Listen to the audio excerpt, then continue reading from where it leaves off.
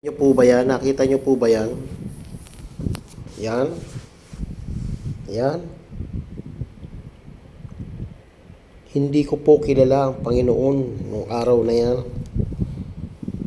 Sapagkat mapagsarili po ako noon. Ha? Tingnan nyo, nangyari sa akin. Ni simbahan po, hindi ako pumupunta. Ha? O, may katawan ko. Yan, mga mukha ko dito. Kabilaan. O. Wala akong... Ang inintindi ko lang, bahala kayo dyan magsimba, bahala kayo dyan. Wala akong pakialam. 6 na taon na to, itong ano ko. Kaya, mula nung nakilala ko ang Panginoong Diyos, no, parang natutuyo na lahat siya. Oh. Kailangan lang pala natin magseryoso sa Kanya. Yun nga, tama nga po yung sinasabi ko sa inyo. Mayat maya, kain ako ng kain. Mayat maya, kain. Kita may itsura ko, taba ko. Pero yung kaluluwa ko pala, kailangan pala nung kumain. Nabuti na lang at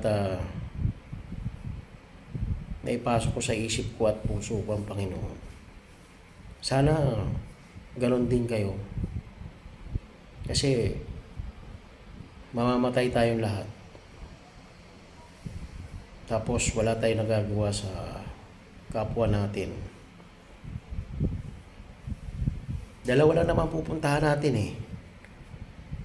Kung ayaw mong makinig sa mga salita ng Diyos at sumunod, doon ka sa baba. Ngayon, kung nagbago ka at sinunod mo yung mga gusto ng Panginoon, doon ka sa taas. Doon sa baba.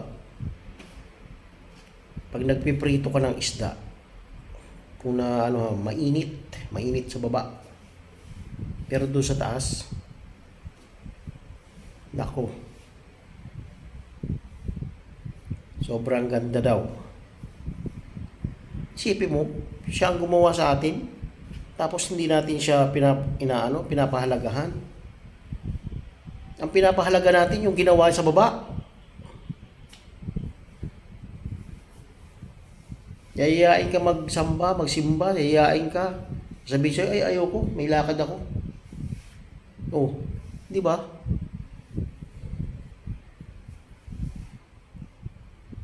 Oras lang naman ang igugol natin sa Kanya. Hindi naman buong 24 oras. Ba't hindi pa natin magawa? Di ba? Noon talaga matigas ang ano ko. Ayaw kong pumunta. Pero nung nakapag-isip-isip na ako, gumagawa na ako ng paraan para lumapit sa Kanya. Kung alam nyo lang, malapit na rin na tayo mamatay. Kaya, kailangan natin na makaakyat sa taas. Ayaw ko sa baba, mainit.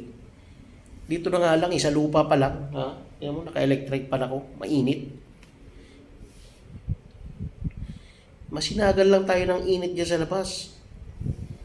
Kung ano-ano lang ginagawin natin, init, kung ano-ano na. Lalo pag nandiyan pa sa baba, yan ba ang gusto nyo?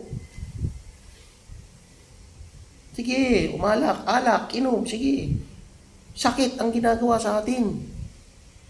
Yosi, sakit ang ginagawa sa atin. Pag tinanggal nyo lahat yan, at sumunod kayo sa mga ng Panginoon, wala kang sakit kayo mararanasan. Kita mo ko, nasira ang kidney ko. Kaya sa kakainom ko, si Yosi. O, di ba? Sa kidney to. Kung alam nyo lang. Kaya, habang maaga pa, mga kaibigan, may panahon pa para magbago. Yun lang po masasabi ko. Maraming salamat po. Magandang hapon.